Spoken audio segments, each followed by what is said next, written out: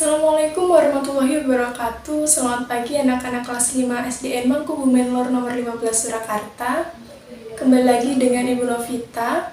Pada pagi hari ini kita akan belajar tema 4 sehat itu penting, subtema 3 muatan pelajaran bahasa Indonesia dan PPKN. Baik, di sini ada gambar poster mencegah lebih baik daripada mengobati. Ya, mencegah lebih baik daripada mengobati itu merupakan slogan kesehatan yang sering kita dengar ya. Tapi apa sih sebenarnya makna slogan tersebut?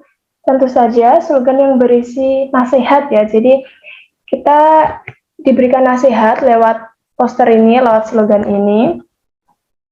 Adapun makna dari slogan tersebut adalah mencegah timbulnya faktor yang dapat menyebabkan terjangkitnya penyakit. Mencegah lebih baik daripada mengobati penyakit yang terlanjur menjangkiti tubuh kita.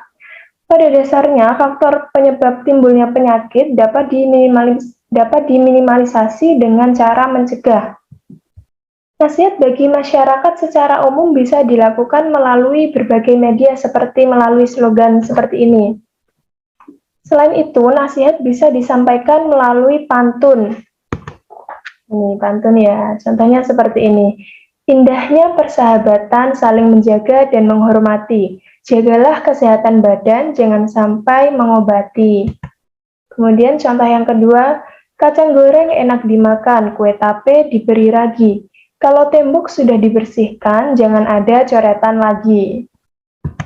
Apa jenis pantun di atas? Nah, pantun di atas merupakan jenis pantun nasihat karena pantun tersebut berisi sebuah nasihat seperti menjaga kesehatan, kemudian nasihat jangan mencoret tembok, seperti itu ya. Ada berapa baitkah pantun di atas? Jumlah baitnya hanya ada 1. Terdiri atas berapa bariskah bait pantun di atas? 1 bait ada 4 baris ya. Jadi seperti ini. Baris pertama, ini contohnya kacang goreng enak dimakan. Kemudian baris kedua, kue tape diberi ragi. Baris ketiga, kalau tembok sudah dibersihkan. Dan baris keempat, baris yang terakhir, jangan ada coretan lagi. Tuliskan baris yang merupakan sampiran. Nah, baris sampiran itu baris yang pertama dan kedua. Jadi, baris yang pertama dan kedua itu kacang goreng enak dimakan, kue tape diberi ragi. Nah, itu adalah baris sampiran. Kemudian ada baris isi. Baris isi itu merupakan baris ketiga dan keempat. Nih, baris isinya berarti kalau tembok sudah dibersihkan, jangan ada coretan lagi. Pantun berbentuk puisi terdiri atas 4 baris.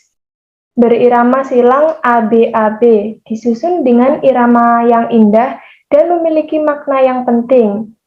Pantun itu termasuk karya yang dapat menghibur sekaligus menegur.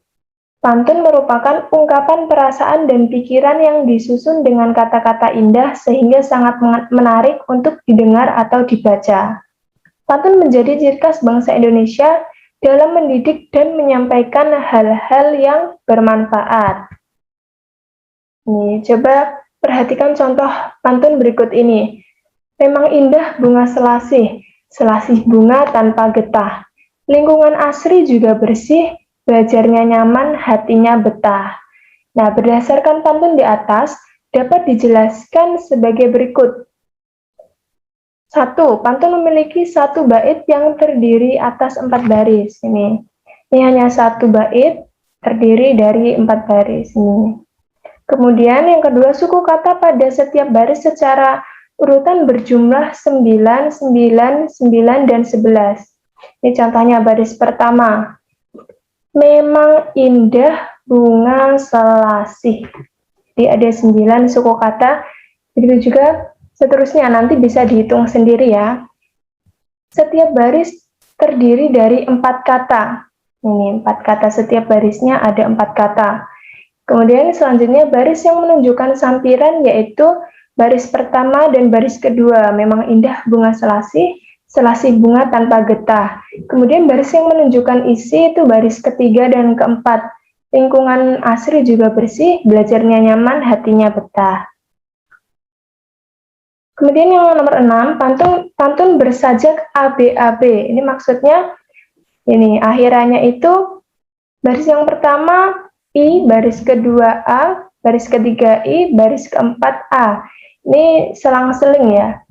Jadi ABAB seperti itu.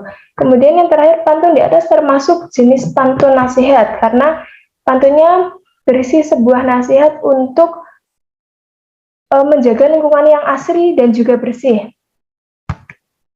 Nah, itu tadi materi tentang pantun. Sekarang kita lanjut materi tentang cergam atau cerita bergambar. Coba perhatikan gambar ini. Udin gemar membaca. Udin memiliki banyak buku cerita rakyat. Ada cerita Lutung Kasarung, Bawang Merah dan Bawang Putih, Keong Mas, dan masih banyak lagi cerita rakyat lainnya. Udin jadi mengetahui beberapa cerita rakyat dari berbagai daerah. Nah, sore hari Edo bermain ke rumah Udin. Edo melihat banyak buku cerita di rumah Udin. Edo bermaksud meminjam satu buku cerita yang berjudul Kancil dan Siput.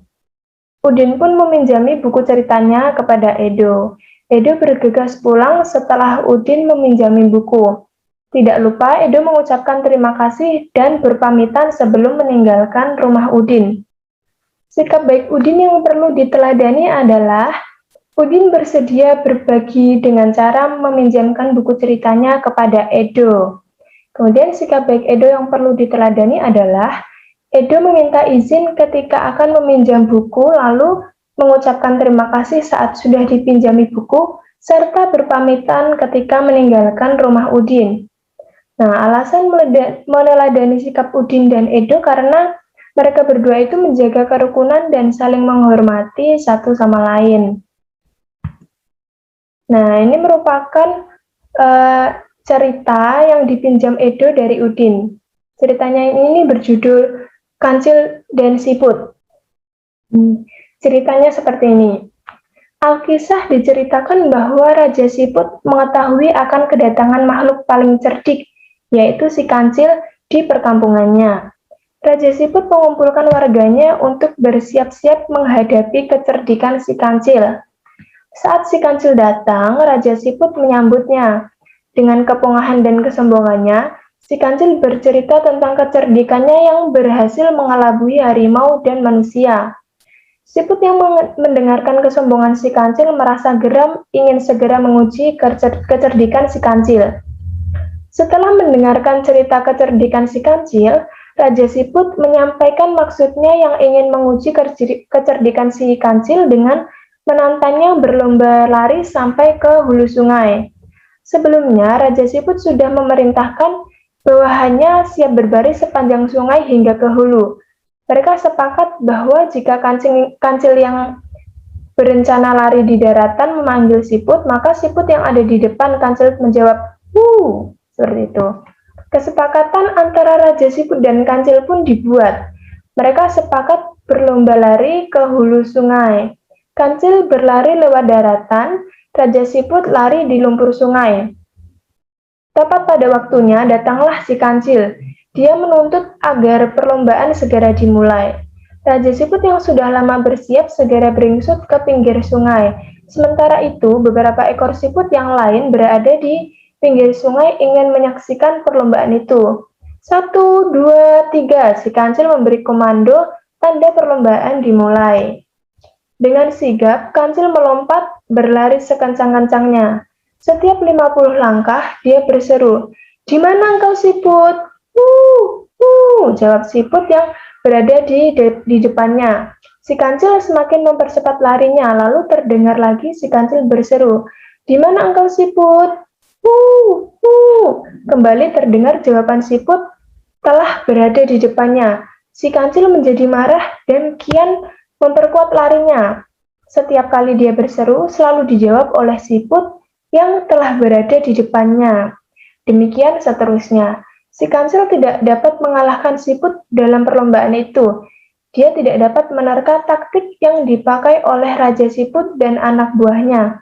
Akhirnya, dia merasa kelelahan. Sambil menggerutu dengan napas terengah-engah, sang Kancil pun berkata, "Hai Siput, mulai hari ini aku nyatakan bahwa engkaulah binatang paling cerdik dan dapat mengalahkan aku. Selamat tinggal. Setelah itu, sang kancil pun melompat dan lari menghilang dari perkampungan siput. Sekarang tinggallah siput-siput itu bergembira ria. Mereka yang telah bekerja keras, bergotong royong, serta dapat membina persatuan dan kesatuan. Nah, dari cerita tersebut, muncullah pertanyaan seperti ini. Siapakah yang memiliki sikap sombong dan pongah?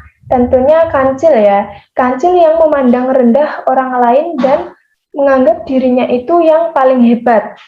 Tadi kita sudah belajar tentang cerita bergambar. Kita juga sudah membaca salah satu contoh cerita bergambar kancil dan siput. Tapi sebenarnya cerita bergambar itu apa sih, Bu?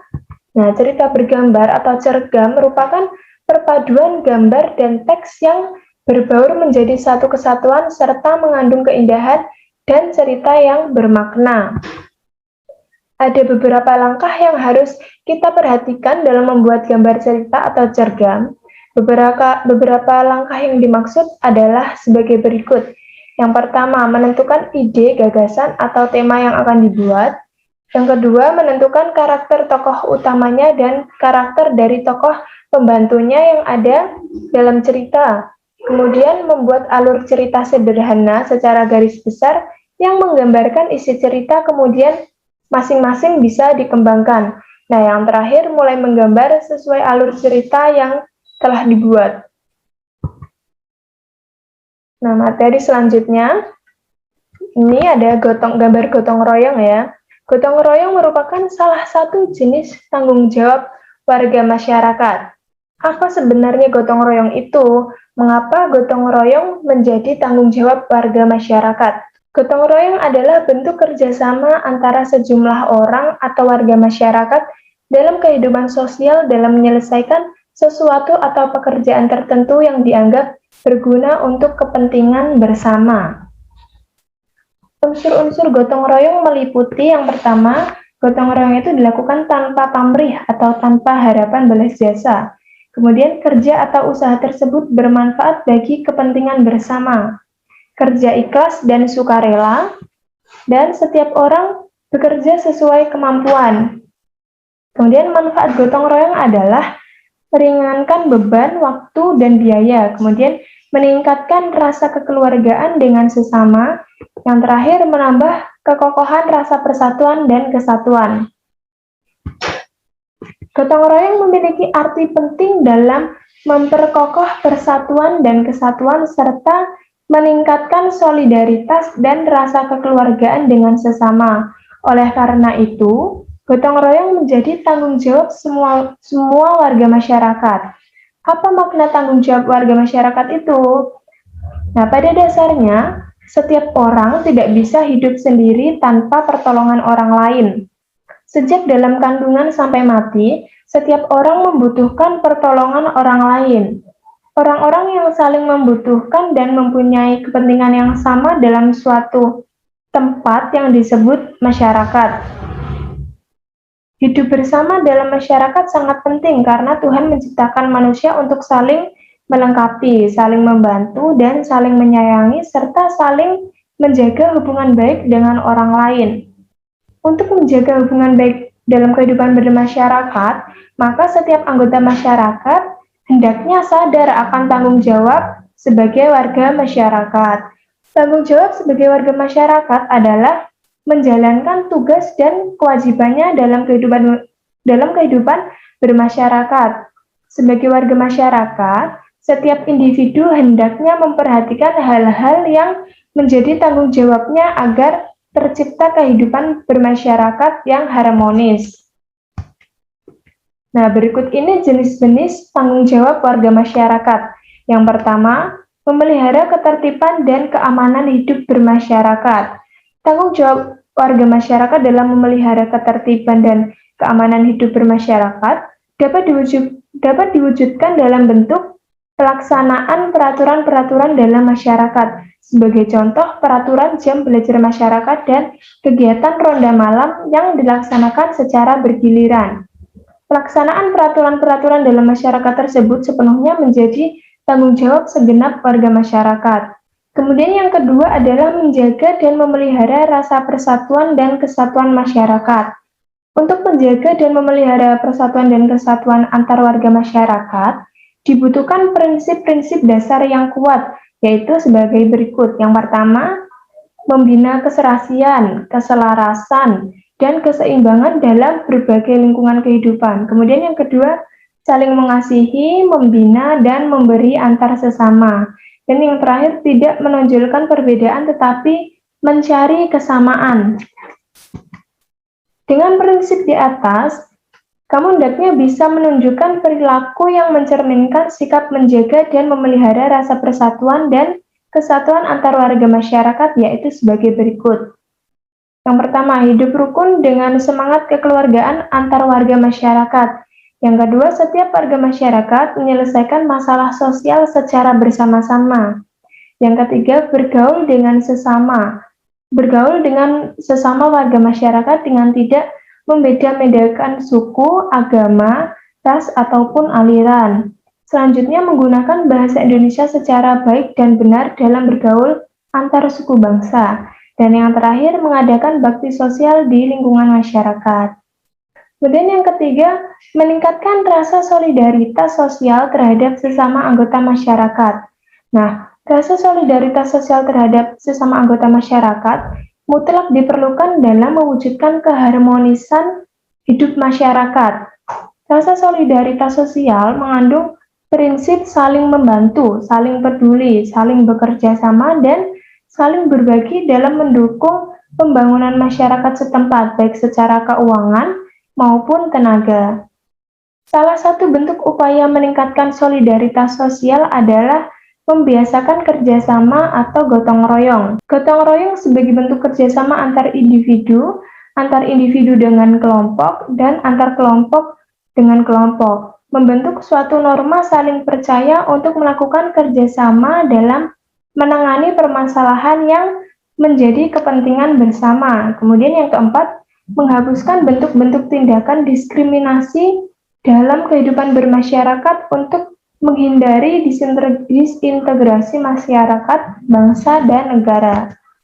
Nah, terjadinya disintegrasi atau perpecahan antar warga masyarakat biasanya dipicu oleh adanya tindakan diskriminasi dalam kehidupan bermasyarakat. Arti diskriminasi di sini adalah memperlakukan orang atau kelompok secara berbeda berdasarkan karakteristik seperti asal, ras, asal negara, agama, keyakinan politik atau agama, kebiasaan sosial, jenis kelamin, orientasi seksual, bahasa, dan usia. Diskriminasi adalah prinsip yang mengatakan bahwa semua orang tidak sama. Tindakan-tindakan diskriminasi tersebut hendaknya kamu buang jauh dalam pergaulan hidup bermasyarakat demi persatuan dan kesatuan antar masyarakat. Nah, tanggung jawab individu sebagai warga masyarakat adalah sebagai berikut. Yang pertama, meningkatkan rasa solidaritas sosial antar sesama warga masyarakat. Kemudian yang kedua, memelihara ketertiban dan keamanan hidup bermasyarakat. Dan yang ketiga adalah menjaga dan memelihara rasa persatuan dan kesatuan masyarakat. Nah, itu tadi merupakan materi tentang hak dan kewajiban. Sekarang, coba perhatikan gambar ini.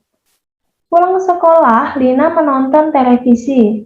Lina melihat berita prosesi pernikahan adat Melayu yang menggunakan pantun. Lina terpana melihat serunya berbalas pantun dalam prosesi pernikahan tersebut. Selesai nonton televisi, Lina membuka kembali bukunya yang berisi tentang jenis-jenis pantun. Lina ingin tahu jenis pantun yang disajikan dalam prosesi pernikahan adat Melayu yang baru saja dia tonton di televisi. Pantun yang disajikan dalam sebuah prosesi pernikahan adalah pantun tua. Nah, biasanya pantun tua ini berhubungan dengan orang tua. Biasanya pantun tua berisi tentang adat, budaya, agama, dan nasihat. Karena pantun tersebut disajikan dalam prosesi pernikahan yang merupakan adat dan budaya dari suatu daerah, maka pantun tersebut masuk dalam jenis pantun tua. Di benak Lina muncul pertanyaan baru, mengapa dalam prosesi pernikahan di lingkungan tempat tinggal Lina tidak ada acara balas pantun? Namun kemudian Lina teringat tentang budaya yang pernah ia pelajari, bahwa budaya di setiap daerah tidak selalu sama. Warga masyarakat dapat bertukar pengalaman tentang budaya daerah dengan warga masyarakat lain melalui interaksi. Interaksi meliputi berbagai bidang, baik bidang ekonomi, sosial, maupun budaya. Interaksi antar manusia pasti selalu terjadi. Dalam keluarga kecil pun sering terjadi. Sebagai contoh, saat Lina menonton televisi, tiba-tiba Ibu Lina meminta tolong kepada Lina untuk menjaga adiknya yang sedang tidur. Ibu Lina akan berbelanja untuk persiapan pertemuan warga RT 1 nanti malam di rumahnya. Lina pun siap menjaga adiknya. Ibu Lina sudah sampai di rumah. Ibu Lina dibantu Lina mempersiapkan jamuan untuk warga masyarakat. Warga masyarakat mengadakan pertemuan guna membuat peraturan jam belajar masyarakat. Nah, semua warga RT 1 bertanggung jawab atas ketenangan lingkungan setempat pada saat jam belajar masyarakat. Oleh karena itu, setiap warga RT 1 berhak ikut serta menentukan jam belajar masyarakat. Keputusan bersama atas jam belajar masyarakat mengikat semua warga masyarakat RT 1 dan orang-orang yang berada di lingkungan setempat. Artinya, semua warga wajib mematuhi peraturan yang dibuat bersama. Nah, dalam uraian di atas terdapat kata hak, kewajiban, dan tanggung jawab. Nah, apa perbedaan dari ketiga kata tersebut?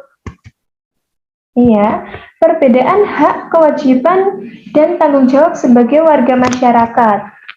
Hak, kewajiban, dan tanggung jawab merupakan tiga hal yang berbeda satu sama lain, tetapi saling berkaitan erat dan tidak bisa dipisahkan.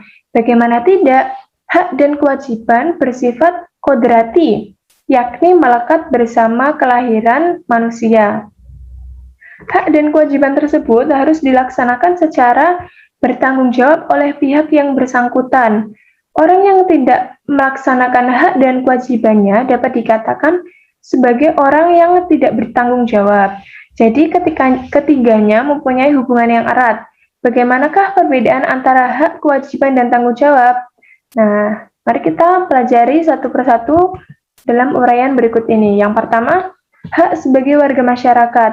Hak berarti sesuatu yang mutlak menjadi milik seseorang dan penggunaannya tergantung kepada orang yang bersangkutan. Jadi, hak warga masyarakat adalah sesuatu yang mutlak menjadi milik seseorang yang berkedudukan sebagai warga masyarakat. Bentuk hak warga masyarakat antara lain sebagai berikut. Yang pertama, mendapatkan perlindungan hukum, kemudian mendapatkan pekerjaan dan penghidupan yang layak, menikmati lingkungan bersih, hidup tenang dan damai, bebas memilih, memeluk dan menjalankan agama, kemudian berpendapat dan berorganisasi, dan yang terakhir, mengembangkan kebudayaan daerah. Kemudian yang kedua, kewajiban sebagai warga masyarakat. Kewajiban berarti sesuatu yang harus dilakukan dengan penuh rasa tanggung jawab. Jadi kewajiban warga masyarakat adalah sesuatu yang harus dilakukan seseorang sebagai warga masyarakat dengan penuh rasa tanggung jawab. Bentuk kewajiban warga masyarakat itu sebagai berikut. Yang pertama, mematuhi aturan atau norma yang berlaku dalam masyarakat. Yang kedua, menjaga ketenangan dan ketertiban lingkungan masyarakat. Yang ketiga, mengikuti kegiatan yang ada di lingkungan RT, RW, atau desa setempat, misalnya kegiatan kerja bakti, gotong royong, dan musyawarah warga masyarakat setempat. Lalu ada menghormati tetangga di lingkungan tempat tinggal, membantu tetangga yang terkena musibah, dan yang terakhir adalah menjaga kebersihan lingkungan tempat tinggal. Nah, ini perbedaan antara hak, kewajiban, tanggung jawab sebagai warga masyarakat. Nah, kalian tadi telah memahami hak, kewajiban, dan tanggung jawab. Ketiganya itu mempunyai perbedaan sebagai berikut. Hak warga masyarakat adalah sesuatu yang mutlak menjadi milik seseorang yang berkedudukan sebagai warga masyarakat. Adapun kewajiban warga masyarakat adalah sesuatu yang harus dilakukan seseorang sebagai warga masyarakat dengan penuh rasa tanggung jawab. Sementara itu, tanggung jawab sebagai warga masyarakat adalah tugas dan kewajiban yang harus dilaksanakan seseorang dalam kedudukannya sebagai warga masyarakat. Jadi hak dan kewajiban harus dilaksanakan secara bertanggung jawab. Sebaliknya, tanggung jawab tercermin dari terlaksananya hak dan kewajiban dengan baik. Nah, sekarang coba perhatikan gambar ini. Ini merupakan gambar Udin sedang menggambar. Udin pandai membuat cerita gambar atau komik. Kepandaian Udin membuat cerita bergambar karena gemar membaca. Saat liburan sekolah, Udin menggunakan waktunya untuk membuat cerita bergambar.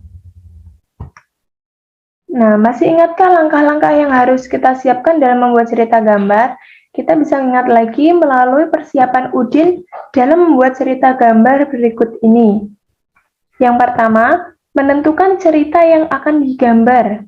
Nah, di sini Udin akan menggambar cerita si Pitung. Jadi Udin mempelajari cerita si Pitung. Kemudian Udin mempelajari karakter tokoh dalam cerita. Misalnya, si Pitung merupakan sosok pemuda yang pandai mengaji dan pandai silat. Dua teman si Pitung bernama Rais dan Ji memiliki karakter baik hati, penolong, murah hati, pemberani, dan berakhlak mulia. Ada juga karakter company, yaitu jahat, egois, keras kepala, dan pemarah. Udin mempelajari alur cerita sederhana tentang si Pitung. Nah, inilah alur cerita tentang si Pitung. Yang pertama, si Pitung rajin mengaji dan silat. Kemudian si Pitung gemar berlatih silat bersama teman-temannya. Dan yang terakhir, si Pitung gagah berani melawan company demi membela rakyat, bangsa, dan negaranya. Selanjutnya, Udin mulai menggambar sesuai alur cerita yang telah dibuat. Namun, sebelum menggambar, tentu saja Udin menyiapkan berbagai hal yang dibutuhkan sebagai berikut. Yang pertama, alat dan bahan untuk membuat gambar cerita. Yang kedua, membuat sketsa gambar cerita berdasarkan tema atau cerita yang telah ditentukan. Yang ketiga, menyempurnakan sketsa gambar cerita berdasarkan tema atau cerita yang telah ditentukan. Nah, ini merupakan hasil akhir dari gambar Udin ya. Ini gambar yang pertama, si Pitung rajin mengaji dan silat. Ini digambarkan seperti ini. Kemudian yang kedua, ini merupakan si Pitung gemar berlatih silat bersama teman-temannya. Dan ini merupakan si Pitung mengeluarkan jurus silatnya untuk melawan company. Udin telah selesai membuat buku cerita tentang si Pitung. Udin ingin memiliki kemampuan silat seperti si Pitung. Silat merupakan salah satu bentuk seni bela diri. Selain untuk mengolah seni, Udin ingin dengan bela diri badannya menjadi sehat, semua organ tubuhnya sehat. Namun selain itu, kita juga diajari untuk memiliki rasa hormat, tidak hanya kepada guru dan teman seperguruan, tetapi juga kepada lawan bela diri. Menghormati teman, guru, dan orang lain, termasuk lawan, merupakan kewajiban setiap orang. Saling menghormati merupakan sikap terpuji yang harus selalu kita biasakan dalam kehidupan sehari-hari, seperti yang ditegaskan dalam pantun berikut ini. Dari Seram ke Pulau Buru, dalam kota beli pepaya. Anak baik menghormati guru, berbakti jua kepada orang tua. Nah, apa hikmah yang terkandung dalam pantun di atas? Kemudian berdasarkan amanat yang terkandung di dalamnya, termasuk dalam jenis pantun apakah pantun tersebut? Nah, hikmahnya adalah kita sebagai pelajar harus menghormati para guru kita. Guru merupakan orang tua kita selama di sekolah, jadi kita harus menghormati orang tua dengan cara berbakti kepada orang tua dan guru. Dengan demikian, kita akan disayangi orang-orang yang ada di sekitar kita.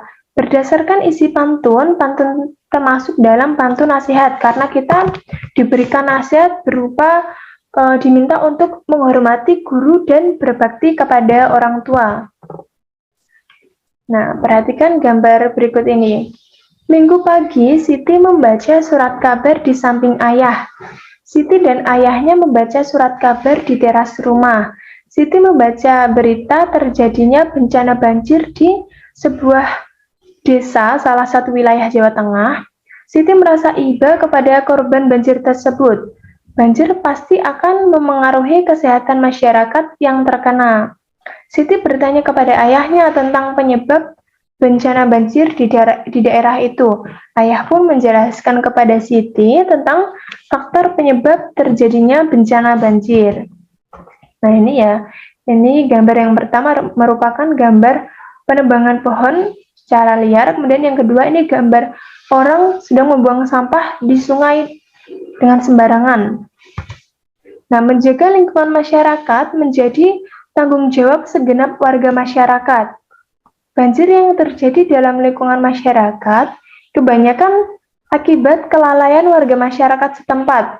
Warga masyarakat tidak sadar dengan tanggung jawabnya menjaga kebersihan dan keamanan lingkungan. Contohnya seperti gambar tadi, ada seseorang membuang sampah di sungai. Tindakan warga masyarakat membuang sampah di sungai jelas akan mengakibatkan banjir di musim penghujan. Hal itu terjadi karena sampah akan menyumbat aliran sungai dan air akan meluap ke pemukiman penduduk.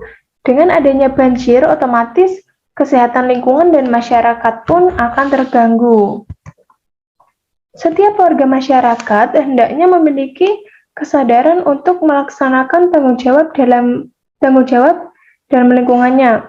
Pentingnya pelaksanaan tanggung jawab sebagai warga masyarakat dapat dituangkan dalam bentuk pantun seperti pantun berikut ini. Pantun yang pertama, pagi-pagi makan roti, ini semua buatan ibunya. Wahai kawan baik hati, bertanggung jawab wajib hukumnya. Kemudian pantun yang kedua, minta uang langsung diberi, beli baju pasti kita senang. Bertanggung jawab bikin hati berseri, semua riang, semua senang. Nah, nasihat tentang pentingnya melaksanakan tanggung jawab sebagai warga masyarakat selain dapat dituangkan melalui pantun, juga dapat dituangkan melalui gambar, seperti gambar di samping ini ya. Gambar di samping menceritakan tentang pelaksanaan tanggung jawab warga masyarakat dalam menjaga keamanan lingkungan. Menjaga keamanan lingkungan dapat dilaksanakan melalui kegiatan siskamling secara bergantian. Baik, itu tadi materi yang dapat Ibu sampaikan. Jadi pada pagi hari ini kita sudah belajar pantun, kita belajar cerita bergambar, kita belajar hak dan kewajiban, dan yang lainnya. Sekian materi yang dapat Ibu sampaikan, atas kurang lebihnya mohon maaf. Terima kasih. Wassalamualaikum warahmatullahi wabarakatuh.